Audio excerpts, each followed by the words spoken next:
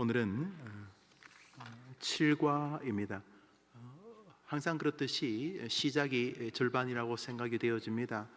1과, 2과 지나가면서 우리 구주 예수 그리스도가 누구신가에 대해서 상고하는 가운데 그는 사람이셨다, 그는 하나님이셨다, 그는 예고된 분이셨다 와 같은 주제들을 상고했고, 기꺼이 어린 아이가 되셨다는 것과 또 예수님께서 기꺼이 이 땅에 순종하고 오셨다는 것과 또 예수님께서 예수님 이야기만 하면 울어. 참. 예수님 이야기만 하면 눈물이 저렇게 나. 우리 해림교회는 어린 아기들을 데리고 예배에 참석하려고 하는 분들의 마음을 다 동감하지요. 그 교회에서 아이들의 그 울음소리가 있다는 건 축복입니다. 축복. 그 공부할 때 그 영국인 교회를 빌려서 예배를 드렸는데 그 한국인 그 분들이 아이들이 그 공을 차다가 250년 된 교회 유리창을 깼는데 그 디콘 관리하시는 안수 집사님이 우리가 너무 거의 죄송하고 두려워하니까 걱정할 거 없다고, 너무 부럽다고, 우리 교회는 유리창 깰 애가 없다고 그러면서 우리 한국인 공동체 예배를 격려하던 것 기억납니다. 오늘은 담임 목사와 함께하는 성경 공부 예수와 나, 사실은 기독교의 가장 핵심적인 교리이죠. 예수와 나. 그렇지. 예수를 모르면 기독교도 아니고, 예수를 알아도 나와 상관이 없으면 그것도 오리무중의 종교가 되니까 예수와 나라고 하는 주제, 증인들의 고백, 오늘 7과를 같이 하겠습니다. 세상을 향한 증인의 답변 세 번째, 그리스도께서 하신 일, 세례를 받으심. 우리 요한복음 1장 29절을 한 번 더 읽습니다. 시작. 이튿날 요한이 예수께서 자기에게 나오심을 보고 이르되 보라, 세상 죄를 지고 가는 하나님의 어린 양이로다. 들어가는 물음 합시다. 어릴 때였습니다. 고향에 오랫동안 비가 오지 않아 땅은 다 들어가고 민심도 흉흉해져 갔습니다. 가뭄이 극심하자 당시의 대통령이 헬기를 타고 그곳을 방문하였습니다. 도착하여 차량으로 갈아탄 대통령은 신장로를 지나 어딘가를 순시하러 갔는데, 그때 학생이었던 저는 동원된 다른 학생들과 함께 길가에 나와서 대통령이 탄 차가 제 앞에 지나 멀리 사라질 때까지 손을 흔들었습니다. 혹시 이런 거 해보신 분 계십니까? 대통령 행사에 동원돼 가지고 손 흔들고 꽃 흔들고 하셨던 분들. 같은 세대들이 꽤 많이 있습니다. 저희 고향에 비가 안 와서 좀 민심이 안 좋을 때 대통령이 헬기를 타고 제가 다니던 중학교 운동장에 내렸습니다. 그리고는 이제 그 방송용이지만 대통령의 일정 민심을 돌아본다는 그런 장면이 연출되었는데, 그때는 하여튼 간에 신났습니다. 지금 생각하니 조금 우습습니다. 그때는 참 신나는 일이었습니다. 지금 촌뜨기가 언제 자기 눈앞을 지나가는 대통령을 보겠습니까? 그런데 그때의 기억 중 가장 큰 인상으로 남아있는 것은 사실 대통령이 아닙니다. 그것은 대통령이 오기 며칠 전부터 경찰서 옆에 서 있던 리무진 버스와 검은 외제차들이었습니다. 당시 유행하던 차, 길이에 거의 7, 8배는 된 듯한 생전 처음 보는 검은 세단은 대통령의 몸으로 비로소 이해가 되었습니다. 수행원들이 그 시골에 미리 와 있었던 것입니다. 그 당시 유행하던 차는 갈로 안에 있는 거는 왜 안 읽어요? 포니와 브리샤. 포니는 아실 것 같고, 혹시 브리샤라고 아시는 분 손 들어보세요. 참 우리 해림교회는 노소가 다 있어가지고 BTS는 아는데 고두심은 모르는 이런 사람들하고 같이 하는 거죠. 제가 이게 왜 강렬한 기억이었냐 하면, 저희 시골은 신장로 아시죠? 신장로 아세요? 김장로, 박장로 그것이 아니고 신장로 아십니까? 예. 지금 가보니까 어릴 때 신장로가 새 길이더라고요. 이제는 거기 차들은 거의 안 다니고 우회로 그보다 뭐 몇 배나 더 넓은 도로를 만들어서 사람들이 다니던, 여튼간에 어릴 때는 그게 뭐 차도 적었으니까 그 신장로 주변으로 가게들이 있고 그냥 그랬죠. 뭐 한 30분 걸으면 읍내가 다 끝이 나기 때문에 뭐 경찰서, 또 군청, 보건소 뭐 다 거기 다닥다닥 붙어 있어서 학교를 지나가다 보면은 원튼 원치 않든 경찰서 앞을 다 지나가는데 평생 처음 보는 그냥 외제차지요. 긴 외제차들이 여러 대가 서 있어서 그 우리 아이들이 얼마나 그 재밌었겠습니까? 폰이 브리샤만 봐도 야 자가용이다 그러던 시절에 그런 검은 세단차가 여러 대 시골에 와 있었습니다. 저게 뭐지? 생각했는데 대통령이 오고 나서야 그게 이해가 됐습니다. 그때 대통령이 전 두머시기였었는데 그분이셨는데 뭐 호불호가 있겠지만 여튼간에 그 경찰서 그 동엽 옆에 서 있던 여러 대의 외제차들이 그런 용도였구나라고 대통령이 오고 나서야 이해가 되었다, 이런 이야기입니다. 또 읽어봅시다. 예수님의 오심도 그와 같았습니다. 만왕의 왕이 이 땅에 오신 사건은 그분의 행차를 예고하는 한 인물로부터 시작되었습니다. 예, 그러니까 경호원들하고 먼저 내려와 있었겠죠. 경호원들하고 먼저 내려와 있어서 뭐 준비했겠죠. 뭐 혹시 불순분자가 없는가, 뭐 전도 이름 다 말해버렸네. 뭐 물러가라 으쌰으쌰 혹시 그런 사람 없는가 미리 이렇게 와서 이렇게 대통령이 오는 길을 예비하고 있었겠죠. 그런 것처럼 성경에 예수님이 오셨어야지만 이해가 되는 굉장히 많은 그림들이 있다는 거죠. 그게 우리야 이해가 되지만 그 시대 사람들은 전혀 이해가 안 되는 거죠. 아니 이 시골에 저 이상한 보통 차보다도 거의 서너 배는 더 길어 보이는 저런 차들이 여기 시골에 왜 와 있지 하다가 대통령이 와서 학생들이 길가에 동원되어서 꽃 들고 손 들고 할 때 비로소 그게 그거구나 이렇게 이해가 되는 것처럼 성경에 예수님이 오시기 전에 수행원처럼 예고되어져서 예수님이 오실 길을 준비하는 일련의 그룹들이 있었다. 여러 사람들이 있었는데 최종적인 선지자는 세례 요한이다, 이런 이야기죠. 그분의 오심을 예비한 이 사자는 자신이 오실 그분의 신발끈 풀기도 감당치 못할 것이라는 사실을 알고 있었습니다. 그는 세례 요한입니다. 그는 예수님을 보고 세상 죄를 지고 가는 어린 양이라고 외쳤습니다. 세례 요한은 그 자체가 굉장히 탁월한 인물이었습니다. 요즘은 이 교회를 세우려면 일단은 아파트 단지 안으로 들어와야 되는 것 같아요. 물론 옛날에는 그냥 어디 그냥 천막 치면은 사람들이 모여들었다는데 지금은 도심 중심에 있는 교회들은 특별한 교회를 제외하고는 많이 힘겨워합니다. 우리 해림교회처럼 이렇게 아파트 단지와 같이 맞물러 있는 교회들을 제외하고는 한국 교회가 이렇게 다운그레이드 된다, 이렇게 되고 있다는 것을 부정하기가 어려워요. 그런데 이 세례 요한은 사람들도 없는 빈들에 가가지고 혼자 외쳤는데 세례 요한의 설교를 들으려고 사람들이 그 광야로 인산인해를 이루어 모여들었으니 보통 사람이 아닌 것은 틀림이 없습니다. 사람들이 목사에게 뭘 기대합니까? 능숙한 제주, 교회를 잘 이끄는 독특한 혹은 탁월한 리더십, 뭐 그런 것들이 약간 도움되지만 성도들이 목사에게 기대하는 것은 영성입니다.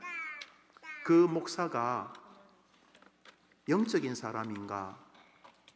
그 사람이 말씀과 기도를 깊이 경험하고 있는가? 그 사람이 나와 내가 사랑하는 아이들을 이끌 만한 영적인 사람인가가 가장 중요한 것이지요. 세례 요한은 사람들이 많은 곳에 예배당을 세워도 허걱거리는 이런 목사들이 아니라 광야 빈들에서 외쳤을 때에 무언지 모를 영적인 끌림에 의해서 그 세례 요한의 설교를 들으려고 광야로 사람들이 모여들었던 인물이었습니다. 세례 요한은 결국 순교를 당하는데 왜 순교를 당하냐 하면 당시 최고 권력자들이 이 빈들에서 혼자 떠드는 정체불명의 선지자 목사 한 명이 굉장히 자기 정권에 부담이 되었기 때문에 결국 죽여버리고 맙니다. 빈들에서 혼자 외치는 목사, 지 혼자 뭐 그러나 보다 그게 아니라 나라 전반에 강력한 영적이고 정신적이고 정치적 영향을 끼치는 인물이었던 것입니다. 하나님도 세례 요한을 이미 예고한 인물로 준비시키셨습니다. 그 세례 요한을 성경은 예수님의 입을 빌려서 여인이 낳은 자 중에 가장 큰 자라 그랬습니다. 천국에서는 뭐 고만고만하겠지만 현존하는 인간의 모습을 가진 사람 가운데는 가장 큰 자다, 가장 신령한 자다, 가장 영적인 사람이다, 하늘이 인정할 사람이다, 이런 의미이지요. 그 세례 요한이 예수님을 딱 보는 순간 외친 말이 바로 오늘 읽었던 본문입니다. 우리 한 번 더 요한복음 1장 읽습니다. 시작. 이튿날 요한이 예수께서 자기에게 나오심을 보고 이르되 보라 세상 죄를 지고 가는 하나님의 어린 양이로다. 하나님의 어린 양이, 어린 양이라는 것은 이스라엘 사람들에게는 이게 그냥 정서적인 의미입니다. 우리들에게도 그런 그 사물이나 그 날짜나 혹은 그 음식이 어떤 특정한 의미를 부여하는 것이 있습니다. 가령 오늘 아침에 나 미역국 먹었어. 그럼 여러분들은 뭐라고 부릅니까?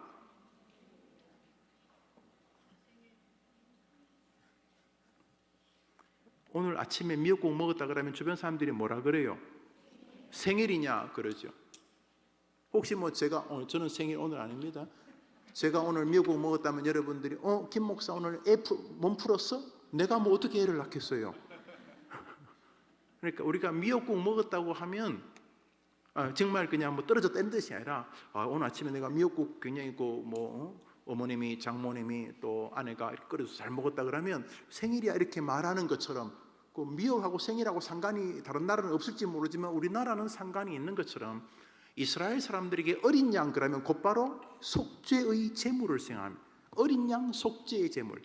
예수님을 보고 세상 죄를 지고 가는, 예수님 자기 죄가 아니라 세상 죄를 지고 가는 하나님이 준비한 제물이라고 말하고 있었다, 이런 의미인 것입니다.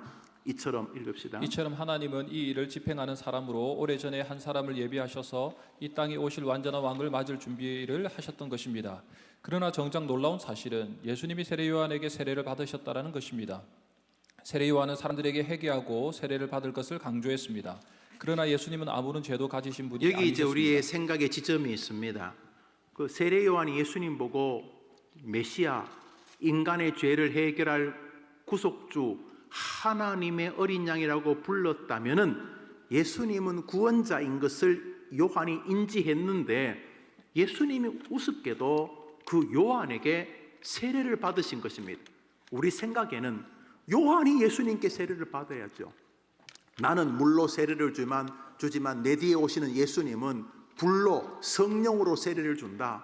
나는 그분의 신발끈 손댈 만한 인물도 못 된다라고 존귀한 자리에 세워 그 예수님이 세례 요한에게 세례를 받으셨다라는 것입니다. 그게 예수와 나 사이에 무슨 의미가 있는가, 이 주제인 것이죠. 그러므로 예수님의 세례받음은 예수님의 특별한 의도의 결과입니다. 그것은 자신을 인간의 자리에 놓으시려는 깊은 의도를 가진 행위였습니다. 예수님이 그냥 뭐 심심한데 세례나 받자 그러셨을 리가 없겠지요. 예수님이 세례를 받으셨다는 것은 거기에 우리 구주 예수님의 특별한 의지와 의도가 있었다는 것을 알 수가 있습니다. 예수님의 세례받으심은 하나님이신 그분이 인간으로서의 공생애가 시작되었음을 온 세상에 드러내는 선포입니다. 예수님께서 세례를 받으셨다는 것은 우선 예수님도 죄가 있나? 세례라는 것이 물에 잠긴다. 내 죄가 하나님의 은혜로 죽고 나는 새 사람이 되었다라는 것이죠. 이 밥티즘이라고 하는 이 세례, 물에 잠긴다, 뭐 물에 뿌린다는 의미 같은 것이지만 물에 잠기면 죽잖아요. 나는 이제 죽었다, 죽고 주님과 함께 다시 사는 새로운 생명이 되었다, 이런 의미인데, 예수님 무슨 죄가 있습니까? 그러므로 예수님의 세례 받으심은 예수님께서 이제부터 내가 공적인 생애, 죄인의 죄를 뒤집었을 죄인으로서의 존재와 내가 하나님이지만 동일한 인간이란 사실을 너희 모두에게 보여주면서 예수님이 전능하신 하나님과 동시에 인간의 인간을 대표할 수 있는 두 번째 아담이란 사실을 증언하는 행위였다, 이런 의미입니다. 여기 예수님이 하나님이란 것에는 믿음 좋으신 분들이 대부분 동의합니다. 성부, 성자, 성령, 트리니티에 대해서 크게 이견이 없습니다. 그런데 좀 찝찝한 것은, 아니 왜 예수님이 우리처럼 인간이냐고요. 우리가 다 알잖아요. 가장 고매해 보이는 인간의 내면 안에도 죄가 있잖아요. 우리 누구도 예외가 없어요. 우리 누구도. 지금은 이제 남서울교회 담임하고 계신 우리 화종부 목사님, 우리 같은 노회에 계셨고 제 아들교회 계시다가 이제 그쪽으로 청빙을 받아 가셨죠. 올해 서로 교제를 하고 그래서 아주 또 훌륭한 분이고 대화를 이렇게 하다가 어느 날 이렇게 자기 자신을 보니까 자기 안에 겉으로는 참 존경받는 훌륭한 설교자로 목사로 인정받는데 자기가 자기를 보니까 자기는 짐승, 동물이더라는 거죠. 자기를 보니까 야, 나는 겉으로는 교회 목사인데 내가 가만히 나를 보니까 야, 내가 짐승이구나, 내가 동물이구나, 이렇게 해서 자기가 이제 존경하는 어떤 목사님에게 목사님, 제가요 저를 가만히 보니까 제가 짐승입니다, 제가 동물입니다, 이렇게 말했더니 목사님이 자네는 나보다 나아 그러더래요. 자기보다 훨씬 더 인격적인 목사님이었는데, 그래서 제가 대화하다가 목사님, 제가 뭐 강단에선 뭐 총 나간다, 칼 나간다, 뭐 그러고 성경 공부 가르치고 뭐 설교하고 그랬는데 내가 가만히 하나님 앞에서 나를 비추어 보니까 내가 짐승입니다, 내가 동물입니다. 그랬더니 그 존경하는 목사님이 여보게 나는 동물이 아니고 내 안은 동물 농장이야 그러시더래요. 뭔 말인지 모르고만 한 마리가 들어있는 게 아니고 우리 다 거기가 거기잖아요. 가장 거룩한 하는 행위를 하는 그 자리에도 무언가 영적인 교만이 꿈틀거리는 우리는 참 밑도 끝도 없는 인간들이죠. 어디까지가 죄인지도 내가 모를. 그런데 그 예수 그리스도께서는 그런 분이 아니시라는 거죠. 그분은 전능하신 하나님이신 거죠. 자, 그런데 왜 세례를 받으셨는가? 그것은 대표성 때문입니다. 대표성이라는 것은 세상 사람들이 도저히 이해할 수 없는 기독교의 아담의 원죄로부터 출발이 되어집니다. 여러분 가끔 그런 의심이 들지 않습니까? 아담이 죄 지은 거를 뭐 잘못한 건데 그 친구가 죄 지은 걸 왜 나까지 이렇게 연대 책임을 물으시는가? 연좌제도 아니고, 아니 그 수천 년 전에 아담이 뭐 있었는지 없었는지는 모르지만 있었다 치자, 있었다 치더라도 아담과 하와가 죄를 지었으면 저것들이 죄값을 치르면 되지 나하고 지금 그 무슨 상관이 있느냐라는데, 하나님께서 아담을 만드시고 아담이 범죄하면 정령 죽을 것이라고 명하셨는데, 그것은 아담을 모든 인류의 대표로 세우셔서 아담의 범죄 이후에 오고 오는 모든 인류가 그 아담의 범죄 안에 속박될 수밖에 없다는 것을 말씀하신 거죠. 그래서 많은 불신자들은 이 부분을 불편해합니다. 아니 내가 스스로 짓는 죄까지는 내 이해한다. 나도 남들보다는 좀 덜하지. 주변 사람들이 나보고 미스터 도덕책 이렇게 부르고 미스터 윤리 이렇게 부르기는 해도 나도 돌아가신 부모님에게 늘 효도했느냐? 그것도 아니고, 내가 내 앞에 있는 스승님을 늘 존경했는가? 그것도 아니고, 또 내가 내게 주신 자식을 정말 후회 없이 하나님의 백성답게 양육하고 자녀를 대했는가? 자신 없다. 나도 좀 부족한데, 그래서 거기 내가 죄가 있다면 그건 내가 하나님 앞에 벌을 받겠다. 내 죄니까.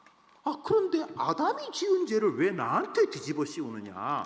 이렇게 원죄가 참 불편합니다. 그래서 여튼간에 불편해도 교리가 그렇다니까, 아담으로 인하여 죄를 지어서 지금 내게도 있다. 긴가민가 하기는 하는데, 가만히 애를 보면 또 그런 느낌이 들어요. 애가 처음 태어나서 철들자마자, 철도 안 들었지, 애가 태어나면 이기적입니다. 이기적. 맛있는 게 있으면 아버님 먼저 드세요, 이런 게 없어요. 어린애가 배고프면 집에 먼저 집어넣고, 남의 건데도 막 뺏어가려고 그러고, 아무도 안 가르쳤는데 고집 부리고 이기적이고 자기중심적으로 처리하고, 인간은 날 때부터 죄인인 게 확실해요. 그렇죠? 그런데 성선설, 성악설 그런 걸 떠나서 성경은 아담으로부터 시작되었다고 말한다는 거예요.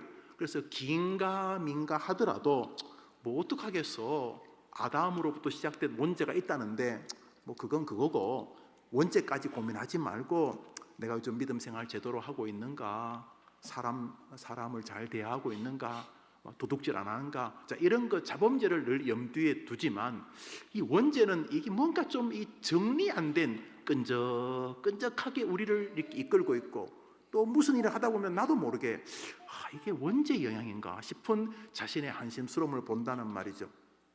그래서 교리는 지금 인간에서 펼쳐지는 이 모든 죄악성은 원죄로부터 시작된다라고 말씀하시는 거죠. 그런데 예수님께서 이 땅에 오신 이유는 그 아담으로부터 시작되었다고 하는 교리적 원죄를 새로운 아담이신 당신이, 첫 번째 아담도 사람입니다. 첫 번째 아담으로부터 다 망가진 이 이상한 세계를 두 번째 아담, 여기도 사람입니다. 예수. 첫 번째 아담이 천사가 아니고 우리와 같은 이 피지컬을 가진, 이 바디 육체를 가진 사람인 거죠. 근데 두 번째 아담인 예수님도 똑같은 논리로 사람이어야 되는 거죠. 아담이 지었던 모든 죄를 뒤집으려면 아담 같은 의미의 사람으로 한 명이 와야 되는 거죠. 다른 인간들은 안 돼요. 다 아담의 후손들이니까 하는 짓거리가 다 똑같은데, 이 사람은 아담처럼 죄 없이 이 땅에 와야 되죠. 아담이 했던 다 망친 일을 하나님과 다시 계산해 가지고 뒤집으려면 아담 같은 똑같은 두 번째 아담이 와야 되는데, 이 두 번째 아담이 올 수가 없어요. 모든 인간은 남자와 여자의 섹슈얼 릴레이션십을 통해서 태어나니까 아담의 원죄가 계속 이어지는 거예요. 그놈이. 그런데 아담처럼 새로운 아담이 와야 되는데, 새로운 아담이 오기 위해서는 남자와 여자의 관계를 통해서 태어나지 않는 방식으로 하나님께서 새로운 한 인간을 보내셔야 되는 거죠. 그것은 아담 같은 존재로서. 그래서 성경에서 보라, 처녀가 잉태하여 아들을 낳을 건데, 그 독특한 아들, 처녀가 사람이잖아요. 처녀가 짐승이 아니, 처녀가 천사도 아니고, 여자, 결혼하지 아직 남자와 동침하지 않은 처녀가 아이를 낳을 건데, 그 아이의 이름이 하나님이다. 이렇게 말하는 한 인물이 오니까 성경에 의하면 메시아는 반드시 사람이어야 되는 거죠. 아담이 사람이니까. 아담이 하나님과 맺은 언약을 불순종하고 다 뒤죽박죽을 만들어가서 그 후손인 우리들까지도 이렇게 태어나면서부터 죄 속에 있고, 그런데 이 아담이 하나님과의 맺었던 관계를 아담이 파기하면서 망가뜨린 것을 다시금 새로운 아담이 와가지고 하나님하고 다시 계약을 하는 거죠. 하나님, 나하고 다시 계약을 합시다. 그래서 하나님이 원하는 것을 아담은 못 지켰지만 저는 100% 지킬 테니까. 그래서 하나님이 마지막 아담, 성경에 의하면 두 번째 아담, 마지막 아담을 이 땅에 보내셨는데, 이 두 번째 아담은 첫 번째 아담처럼 하나님하고 하다가 뭐 자기 생각대로 하지 않고, 이 두 번째 아담이신 예수님은 하나님과 맺은 언약을 완벽하게 지키심으로 첫 번째 아담으로부터 물려받았던 영원한 저주가 두 번째 아담으로부터 뒤집어지게 되었다는 것입니다. 할렐루야. 그러니까 예수님은 사람이셔야만 하는 것이에요. 예수님은 반드시 두 번째 아담이셔야만 하는 거죠. 불신자에게 이것을 미친 듯이 말할 수 있어야 증인인 거죠. 뭐 신 많잖아요. 뭐 별의별 신들이 많은데 우리 예수님은 인간이셨던 것이죠. 그분이 세례를 받으신 것은 자신이 아담이라는 것을, 사람이라는 것을 증명하시는 방식일 뿐만 아니라 모든 사람들에게 내가 너희들과 동일한 인간으로 와 있다는 것을 보이시는 것이죠. 이 세례와 같은 여러 행위들이 있습니다. 음식을 드시고 피곤해 주무시고 슬픔을 만나시고 우시고 하는 이런 모든 것은 그가 완벽한 하나님이실 뿐만 아니라 우리와 동일한 인간이라는 것을 증명하는 것이다, 이런 것입니다. 예수님의 오심을 예비하기 위해 이 땅에 이정표로 온 세례요한과 예수님의 세례 받으심이 증인의 길을 걸어가는 우리가 생각할 오늘의 주제입니다. 왜 죄 없으신 예수님의 세례를 받으신 것입니까? 이제 큰 아웃라인은 이제 설명을 제가 드렸습니다. 우리 말라기 3장 1절은 어떤 뜻입니까? 우리 말라기 3장 1절 읽읍시다. 시작.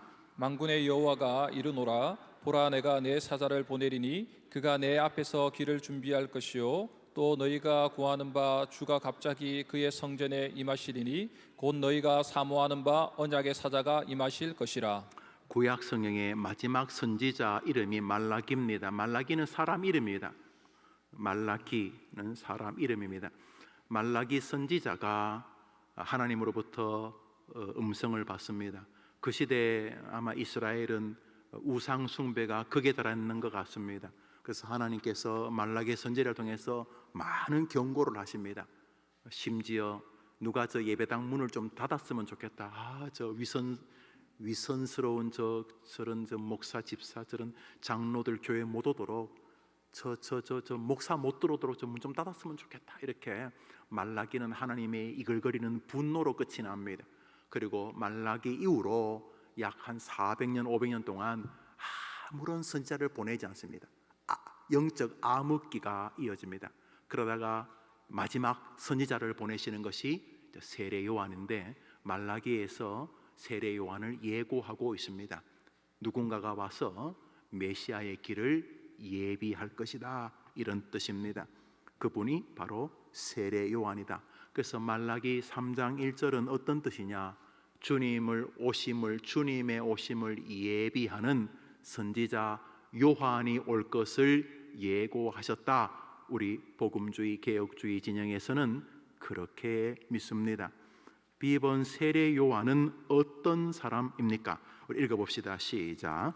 그때 세례 요한이 이르러 유대 강야에서 전파하여 말하되 회개하라 천국이 가까이 왔느니라 하였으니 그는 선지자 이사야를 통하여 말씀하신 자라 일렀으되 강야에 외치는 자의 소리가 있어 이르되 너희는 주의 길을 준비하라 그가 오실 길을 곧게 하라 하였느니라. 이 요한은 낙타 토롯을 입고 허리에 가죽띠를 띠고 음식은 메뚜기와 석청이었더라.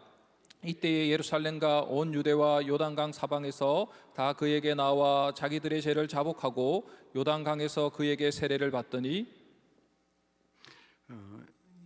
이사야 말씀에 의하면 주의 오심을 예비하는 사람이라고 마태복음은 기록하고 있고, 그는 이 땅에 오셔서 예수 그리스도의 구주 되심을 예고하면서 우리들이 죄인이라는 사실을 언급시킨 성경에서 예고한 선지자다. 우리 뭐 이렇게 볼 수 있고, 어떤 사람인가는 여기 외모나 그의 모습 면면이 등장합니다. 1차적으로는 영적 기인이라 이래 보여지죠. 여튼간에 중요한 것은 세례 요한이 이 땅에 자신의 사명을 인지하고 있었다는 것이죠. 내가 메시아의 오심을 예비하는 사람으로 부름받았다. 이 소명을 아는 인생은 참 귀한 거죠. 내가 해림교회 목사인 이유가 뭘까? 하고 많은 교회 가운데 내가 해림교회 성도가 된 이유는 무엇일까? 내가 이 아이들의 엄마인 이유가 뭘까?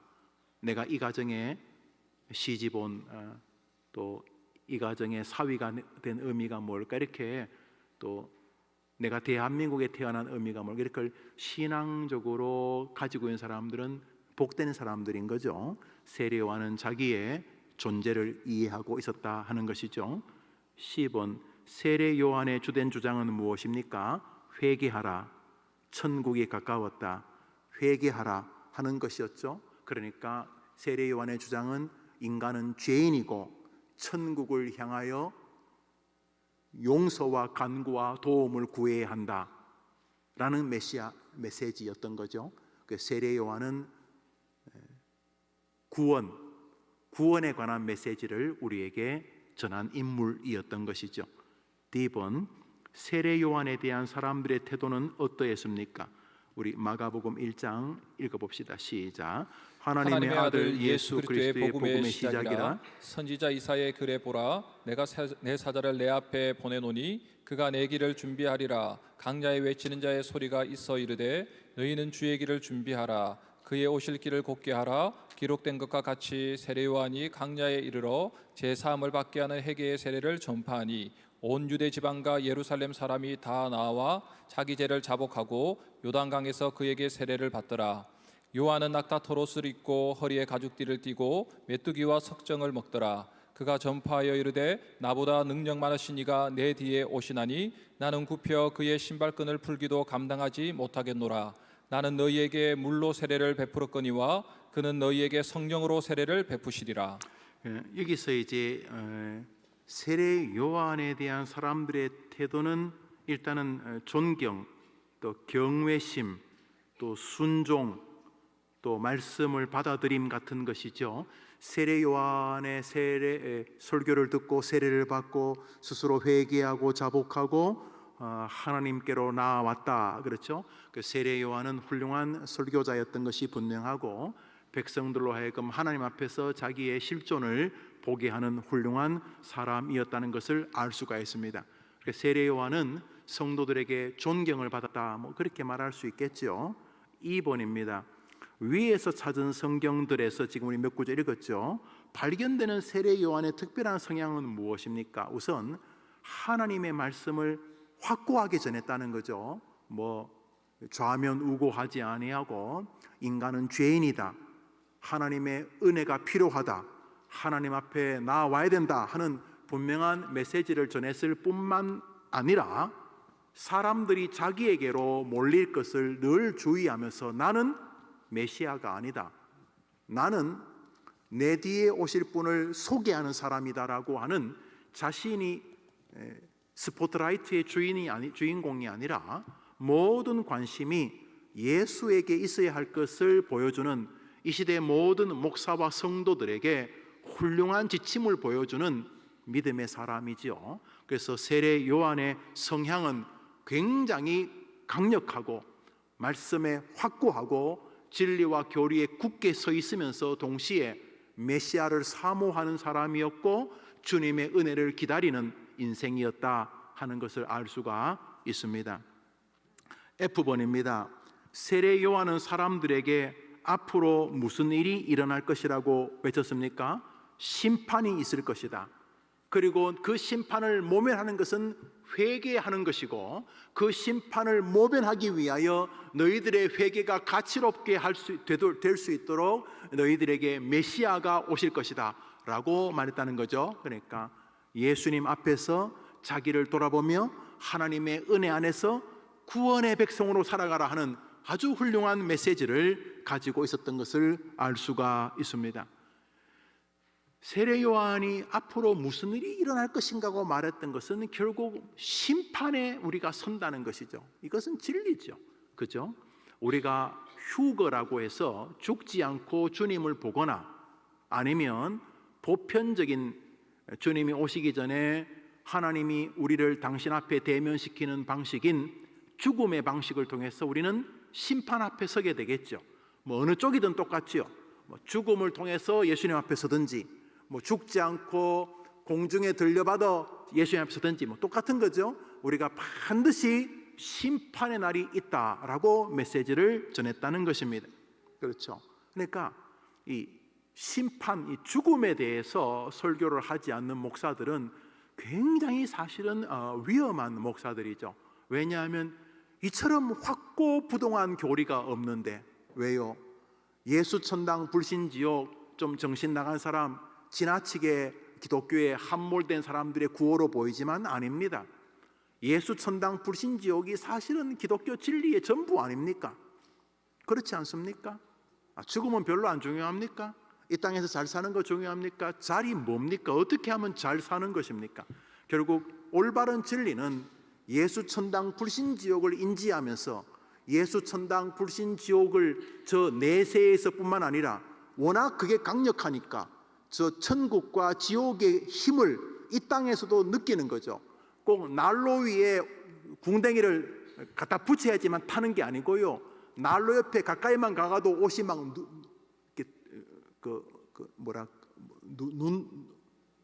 눌러 붙지요. 예, 아니 불에 꼭 손을 안 대도 불 옆에 가까이만 가도 불 기운에 몸이 되는 것처럼 예수 천당 불신지옥이 이게 죽어 본 다음에 벌어지는 일이 아니라 그게 워낙 세기 때문에 예수 천당 불신지옥을 제대로 생각을 해보면은 그게 그 죽기 한 달 전에도 영향을 미쳐요. 여러분 뭐 어디 소풍 간다 그러면 막 그 전날 즐겁잖아요. 소풍은 내일인데 소풍의 그 에너지가 그 전까지 막 즐거워요. 대학을 시험 쳐서 합격을 했다. 내가 가고 싶은 과에 대학에 합격했다. 아직 11월에 11월. 요즘은 뭐 수시라 그래서 뭐 도중에도 뭐 연중에도 합격이 결정 나던데, 그래서 입학식은 내년 3월인데 지금 11월인데 합격 발표를 받으면 합격을 그 학교 가야지 3월 달부터 즐거운데 아직 학생 아닌데도 그 합격의 즐거움이 3월, 2월, 1월, 12월, 12월, 11월까지 합격의 힘이 영향을 미치는 것처럼 예수 천당 불신지옥이 이게 제대로 묵상을 하면 이 힘이 워낙 세기 때문에 죽기 한 달 전이든 뭐 10달 전이든 1년 전이든 심지어 죽기 50년까지 영향을 미친다 그죠. 죽기 50년 전에 영향을 미치니까 막 젊은 친구들이 의대를 졸업하자마자 막 한국에 선교사라 오는 지금 양화진에 묻혀 있는 사람들 바로 그 사람들이죠. 천국과 지옥의 힘이 워낙 세게 영향을 미치니까 막 이게 막 죽기 뭐 하루 전에만 영향을 미치는 게 아니고 죽기 한 50년 전에 영향을 미쳐가지고 막 조선 땅에 와서 생명을 드리는 거죠. 힘, 불신, 예수 천당 불신 지옥 이런 것이요. 세례 요한은 바로 그 마지막 심판 날에 대해서 설교를 했다는 거죠. 그것이 그의 중요한 메시지입니다. 장례식장이 아주 중요한 것은 왜냐하면 하나님이 우리의 죽음을 연출하시는 거거든요. 남의 장례를 통해서 교훈을 자꾸 받게 하시는 거죠.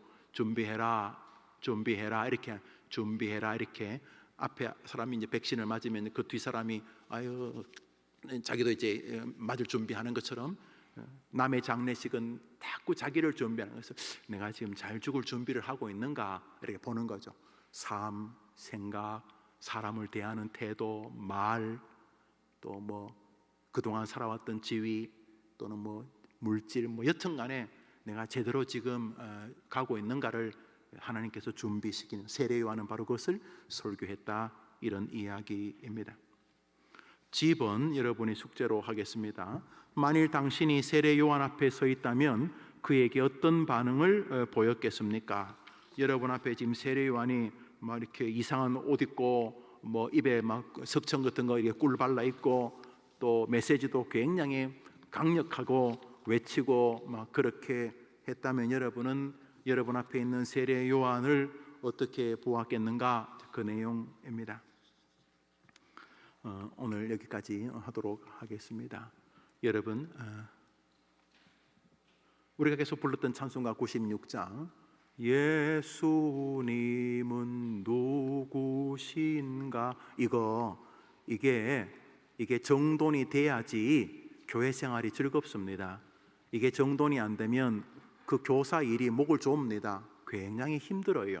이게 정리 안 되면 이 찬송하는 것도 힘이 들고, 예수님이 누구신지 모르면 교회 나오는 것도 거의 뭐 묘기 대행진 비슷합니다. 가기는 싫은데 명색이 성도고 또 교회 중직자니까 안 갈 수도 없고 이렇게 되는 거고, 예수님이 누구신가에 대한 것이 가물가물하면 출근도 만만치가 않고, 출근해서 만나는 사람들이나 고객들도 참 만만치가 않지요. 무엇보다 위기가 오면은 예수님이 누구신가에 대한 물음에 대한 자신의 답변이 정리가 안 되면 이게 오리무중에 빠지게 되는 거죠. 그런 면에서 우리가 30과를 향해 계속 가고 있는데, 예수님이 누구신가를 보되, 여러분 사도 바울이 뭐라고 말했냐면, 내가 너희들에게 거듭 말하는 것이, 반복해 말하는 것이 내게는 수고로움이 없고 너희에게는 안전하다 그랬어요. 여러분이 한 번 듣고 뗀다는 게 아니죠. 여러분이 1과부터 7과까지 계속, 지금 우리가 수백 개의 성경 구절을 찾고 있는데, 신구약에서 여러분이 예수님이 왜 사람인지, 왜 예수님이 유치하게 어린애 모습으로 오셔야만 했는지, 그 무슨 의도가 있는 건지, 또 왜 사람으로 오셔야 되는지, 오려면 그냥 깔끔하게 어른으로 와서 그냥 구름 타고 와가지고 그냥 죽으시고 돌아가면 될 텐데 뭐하러 어린애로 왔는지, 또 제 아들 데리고 무슨 일을 하셨는지, 그 성경에서 예수님은 어떻게 예고되었는지, 왜 성경은 예수 이야기를 계속하고 있는 것인지, 이렇게 여러분이 상고하다가 여러분의 예수님은 더 행복한 믿음의 핵심이요 기쁨이라고 고백하는 그런 여정들이 다 되시기를 바랍니다. 여러분의 성도님들이 헌금을 드렸습니다. 지난번에 물건들을 이렇게 나누고 또 조금씩 판매해서 선교하시는 목사님들이 꽤 여러 분 계시더라고요. 그 중에 이제 어떤 분이 지난번에 우리 교회 금요일에 와서 밀키트라 그래가지고 뭐 고기도 있고 뭐 그런 것들을 우리 교인들이 아마 좋아한 줄 미리 알고 또 몇 개를 이렇게 가져왔는데, 여러분들이 필요하시면 가져가시되, 뭐 자기 말에 의하면 10분의 1 가격으로 뭐 한다고 하는데 안 줘도 된다고 했지만은 또 주고 갔으니까 여러분이 필요하면 구입하셔서 또 그거 가지고 선교하겠다니까 도와주시기를 바랍니다. 저도 몇 개를 먹었더니 굉장히 퀄리티가 있구나 그런 생각이 드는데, 여러분 뭐 참고하시기를 바랍니다. 제가 한번 기도하겠습니다. 주님 감사합니다.